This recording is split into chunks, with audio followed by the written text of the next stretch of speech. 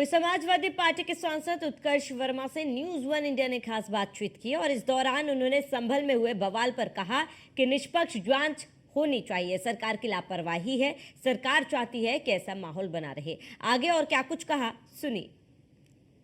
हमारे साथ बातचीत करने के लिए समाजवादी पार्टी से सांसद उत्कर्ष वर्मा है। संभल में जो हुआ, किस तरीके से आप लोग इसमें इस पूरे मामले में कार्रवाई चाहते हैं? देखिए, निष्पक्ष जांच होनी चाहिए और ये कहीं ना कहीं सरकार और प्रशासन की लापरवाही है। सरकार भी चाहती है कि ऐसा ही माहौल बना रहा। आपको लगता है कि पत्थरबाजों पर एक कड़ी कार्रवाई जो है वो कहीं ना कहीं होनी चाहिए?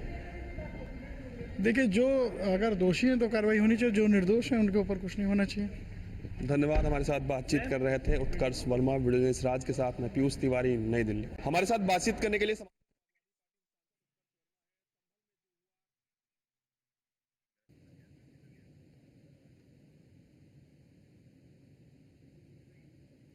तो रविवार शाम में इंटरनेट सेवा को बंद किया गया था, लेकिन अब स्थिति सामान्य है और इंटरनेट सेवा को बहाल किया गया है। तो एहतियात के तौर पर इंटरनेट बंद की गई थी कि कोई भी अफवाह ना फैलाई जाए और किसी भी तरीके की कोई भी झूठी खबर ना फैलाई जाए और किसी भी तरीके की जो घटनाक्रम को अंजाम दिया गया उस तरीके से उसको हवा ना दिया जाए।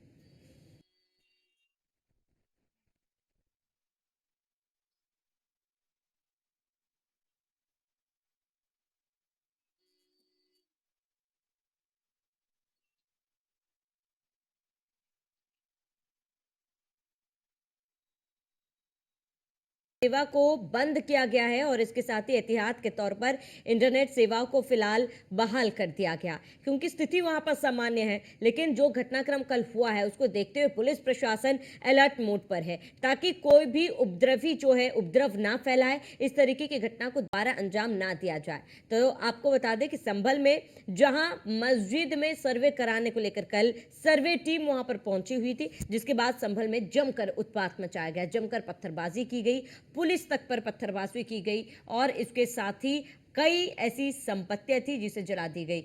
और वहीं पुलिस की तरफ से इन सभी उपद्रवियों को रोकने के लिए आंसू गैस के गोले दागे गए, हवाई फायरिंग की गई और उसके बाद जो स्थिति हमने देखी वो पल पल की तस्वीरें भी हमने आपके साथ साझा की थी। ऐसे में आपको बता दें कि इस पूरे मामले पर राजनीति भी हो रही है, लेकिन अब फिलहाल जिस तरीके की स्थिति है वो हम आपको दिखा रहे हैं और आप लगातार पुलिस प्रशासन अलर्ट मोड पर है। संभल के चप्पे चप्पे पर पुलिस की नजर है और इसके साथ ही आपको बता दें इंटरनेट सेवा को बहाल भी कर दिया गया है। हालांकि स्थिति सामान्य है, लेकिन पुलिस प्रशासन अलर्ट मोड पर है कि किसी भी तरीके की कोई भी घटना ना हो। कल जो घटना हुई है उसमें कई लोगों की जान गई, 2 से 3 लोगों की जान भी गई, कई पुलिसकर्मी घायल भी हुए।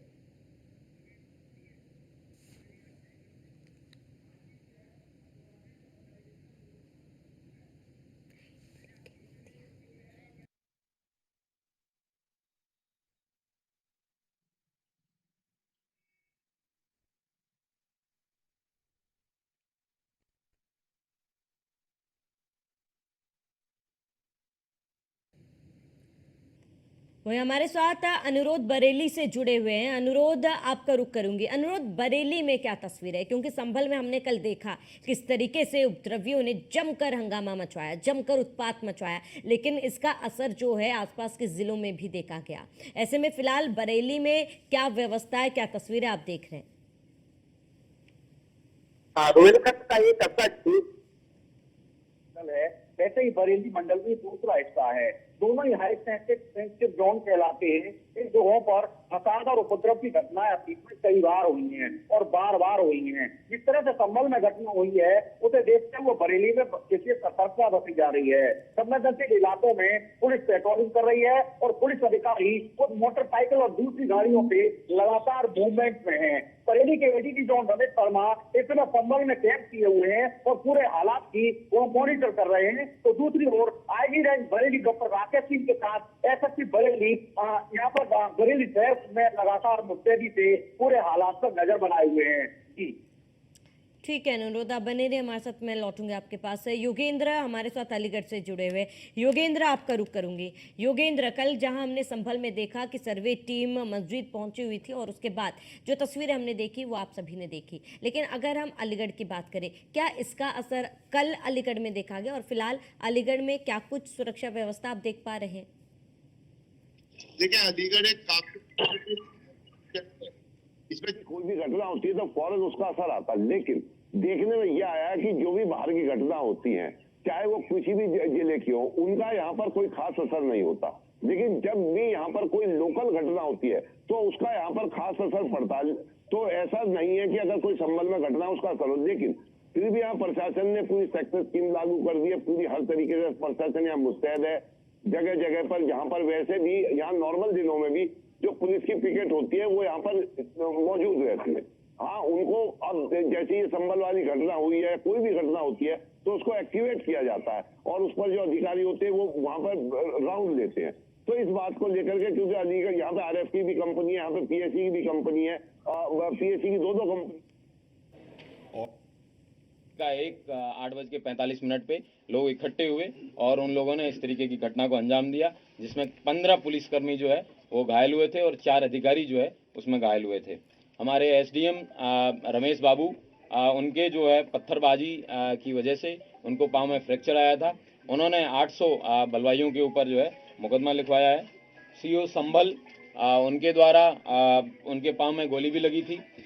उनको डीएम महोदय द्वारा एक कमेटी, जिसमें एसडीएम संभल, ईओ संभल, सीओ संभल, इन तीनों लोगों की कमेटी बनाई गई थी। उस कमेटी में बताया गया था कि सर्वे कंडक्ट कराने का, पीसफुल सर्वे कंडक्ट कराने की जिम्मेवारी इनकी है। ये जब मस्जिद के पास में जब बलवाई जो है वो आगे बढ़ के उस सर्वे को रोकने का प्रयास कर रहे थे, तब इनके द्वारा भीड़ को मना किया गया, उनको ललकारा गया कि आप अपने अपने गंतव्य वापस चले जाइए। धारा 163 जो कि पहले 144 के नाम से जानी जाती थी वो लगी हुई है, लेकिन उसके बावजूद इसमें फिर भीड़ की तरफ से फायर आया और वो सीओ साहब के पाँव में भी लगा। सीओ साहब को बाद में अस्पताल ले जाया गया, उनका ट्रीटमेंट करवाया गया है। उनके द्वारा जो पाँव में गोली लगी और भीड़ द्वारा मस्जिद में जाने के प्रयास पे उनके द्वारा जो है करीबन 700-800 अज्ञात लोगों के खिलाफ मुकदमा लिखवाया गया है। चौकी प्रभारी एकता द्वारा जो पूर्व में जो हमने बताया था वो एक अलग मुकदमा, और एक संजीव कुमार नामक व्यक्ति द्वारा उन्होंने भी मैगजीन और टीएसएम जो टीयर स्मोक ग्रेनेड है उनकी जो लूट का मुकदमा है वो भी लिखवाया गया है। और मेरे पीआरओ जिनके पाँव में नकासा थाना क्षेत्र में जो मैं और डीएम साहब जब जा रहे थे, हमारे ऊपर जब ईंट से वहाँ पे घर की 2 महिलाओं ने ईंटें दागी और उनके घर के बगल से वहाँ से जब फायर आया, पीआरओ साहब के पाँव में गोली लगी थी। पीआरओ साहब का भी ट्रीटमेंट करवाया गया है। उनके द्वारा 150 लोगों के खिलाफ थाना नकासा में मुकदमा पंजीकृत कराया गया है। वर्तमान में 22 लोग थाना कोतवाली से और थाना नकासा से 3 लोग हैं वो जेल जा रहे हैं। कुल 25 लोग अभियुक्तों को अभी तक गिरफ्तार किया गया है। ड्रोन के फुटेज की स्टडी कर ली गई है। उनके छोटे छोटे पासपोर्ट साइज फोटोज बनवाए जा रहे हैं और उनको सर्कुलेट किया जाएगा, और जो लोग उनको बताएंगे उनको उचित इनाम भी दिया जाएगा, जो इन लोगों के बारे में सूचना देंगे कि ये दंगाई और बलवाई कौन थे। और सारे सीसीटीवी फुटेज हैं उनको भी कलेक्ट कर लिया गया है और मैं उम्मीद करता हूं कि इस धरपकड़ में जल्दी जो भी नामजद अभियुक्त हैं और जो भी अन्य अभियुक्त हैं उन सब लोगों को गिरफ्तार किया जाएगा और उनके खिलाफ जो विधिक कार्रवाई है वो सुनिश्चित की जाएगी। जनपद संभल में कल दोपहर के बाद से एकदम अच्छे से शांतिपूर्वक तरीके से लोग अपना जीवन यापन कर रहे हैं। आज सोमवार को दुकानें भी बंदी है वैसे संभल में, लेकिन फिर भी उसके बावजूद लोगों ने अपनी दुकानें खोली है और इंटरनेट बैन है। वो इंटरनेट बैन जो है वो कल भी कंटिन्यू रहने के लिए मैंने डीएम महोदय से रिक्वेस्ट किया है। मैं उम्मीद करता हूं कि शांति व्यवस्था है वो इसी तरह कायम रहेगी। जिया और रहमान पुत्र ममलूक और रहमान ये यहाँ के निवासी हैं, थाना नकासा क्षेत्र के रहने वाले हैं। सर, पीएम रिपोर्ट में क्या पुष्टि हुई है? हथियार भी मिला है उन लोगों से, मृतकों से? पीएम रिपोर्ट विवेचना का विषय है। ये विवेचक का प्रेरोगेटिव है, इसके बारे में मैं कोई कमेंट नहीं करना चाहूँगा। ये विवेचना पे समय आने पे आपको बता दिया जाएगा। जियाउर रहमान जिस वक्त कल हिंसा हुई सर, जियाउर रहमान कल बेंगलोर में थे, तो उनका नाम किस तरह से आया सर? कल जब फोरेंसिक टीम द्वारा मौके पे कल देर रात्रि जब सब लोग चले गए थे इस तरीके के वेपन उनके वहाँ से घटनास्थल पे, जहाँ पे कई सारे चप्पल जूते पड़े थे, उनके बीच में ये भी बरामद हुआ है। इस तरह देख सकते हैं कि आप भीड़ के जो बलवाई थे, पत्थरबाज थे, उनका क्या मकसद था, उनका क्या उद्देश्य था। पुलिस वालों के पाँव में गोली लगी है और इस तरीके की ये जो है जो उनका जो उद्देश्य था, लेकिन हमारी पुलिस ने और प्रशासन ने साथ में कंधे से कंधा मिला के एक बहुत अच्छे सूझबूझ से इस जो पत्थरबाजों की मंशा थी उसको कंप्लीट नहीं होने दिया। उनकी इच्छानुसार उन्होंने सर्वे को रोकने का भरपूर प्रयास किया। सर्वे शांतिपूर्ण कंप्लीट हुआ, जो कि माननीय न्यायालय के आदेश के अनुसार हो रहा था, और मैं उम्मीद करता हूं कि आगे भी है शांति व्यवस्था कायम रहेगी और सभी पत्थरबाजों को आइडेंटिफाई किया जाएगा और जितने भी लोगों के खिलाफ मुकदमा लिखा गया है उन सब लोगों को गिरफ्तार करके जेल भेजा जाएगा। कितने नामजद कितने और अज्ञात कितने सर टोटल सर? कई जगह 700, कई जगह 800, जितने भी बलवाई हैं, दंगाई हैं, उन सबको पहचान में लाया जाएगा और उन सबको गिरफ्तार करके सर एक फैक्ट क्लैरिफाई कर दीजिए, जो ज़ियाउर रहमान बर्क का आपने नामजद, ये कल की हिंसा में उनका नाम आया पूर्व में दिए गए बयान पर, क्योंकि कल वो बैंगलोर में थे जो सांसद है। किसी भी व्यक्ति का किसी भी जगह पे होने से उसका कोई उद्देश्य नहीं होता है। उनके द्वारा जो दिए गए पूर्व में दिए गए बयान थे और 168 बीएनएस का उनको बीएनएसएस का नोटिस उनको भी तामील कराया गया था। उनके पिताजी को जो ममलूक उर रहमान है उनको 10 लाख के मुचलके से पाबंद भी करवाया गया था। इस तरीके के इन लोगों के द्वारा बार बार समय समय पर बयानबाजी की जा रही थी, जिससे लोगों को है समय समय पर भड़काया जा रहा था। टोटल कितनी मौतें हुई हैं सर अब तक? अभी तक वर्तमान में 3 जो है लोगों की डेथ की पुष्टि हुई है। उन लोगों के जो दफन है उनकी कर दिया गया है और बाकी जो सूचना समय पे मिलती रहेगी बताते रहेंगे। एक व्यक्ति की डेथ रिपोर्ट हुई है मुरादाबाद में, लेकिन पोस्टमार्टम के बाद में पता चलेगा कि वो जनपद संभल में किस कारण से उस व्यक्ति की डेथ हुई है।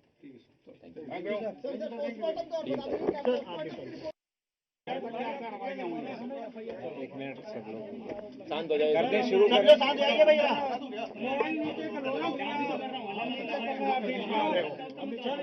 चलिए पहला प्रश्न पूछिए, कोई प्रश्न पूछना चाहता है तो शुरू करें। सर क्या स्थिति है संभल की वर्तमान समय में, कुल कितने प्राथमिक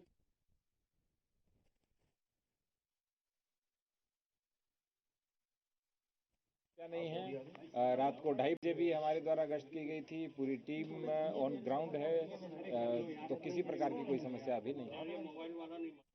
फायरिंग बल्कि मर्डर है। और जब से बाबरी मस्जिद राम मंदिर का जजमेंट आया, जिस बात को मैं पर्टिकुलरली कह रहा हूं कि उस जजमेंट के बाद ये सब चीज़ें खुलेंगी और एक के बाद एक खुल रही हैं।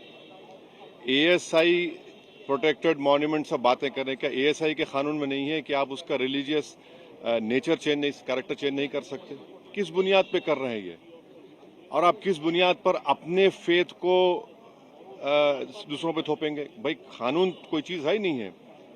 जिस दिन कोर्ट में सुनवाई होती है उसी दिन ऑर्डर हो जाता है, उस दिन सर्वे भी हो जाता है। ये तो 1948 में ऐसे ही होता है बाबरी मस्जिद में।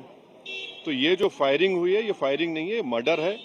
और जो भी ऑफिसर्स इन्वॉल्व है उनको सस्पेंड करना चाहिए और एक सिटिंग हाई कोर्ट जज से उसकी इंक्वायरी होनी चाहिए। ये सरासर गलत है, जुल्म हो रहा है वहां पर तो संभल में। वहाँ के सांसद पे एफआईआर दर्ज कर दिया गया।